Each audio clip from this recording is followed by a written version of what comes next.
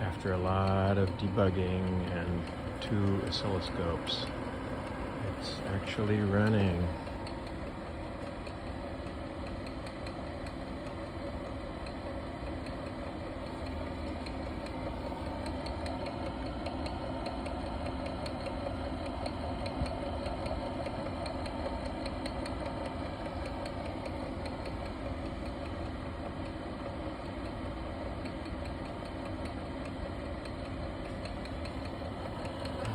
Goofing around in here. Sorry about the noise. That's this guy over here telling me what frequency I got going on the 1 kilohertz output.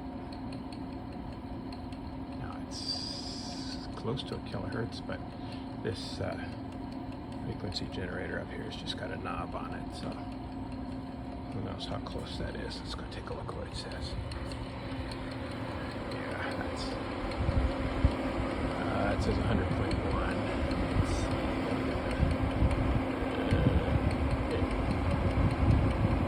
They should probably use the good signal generator.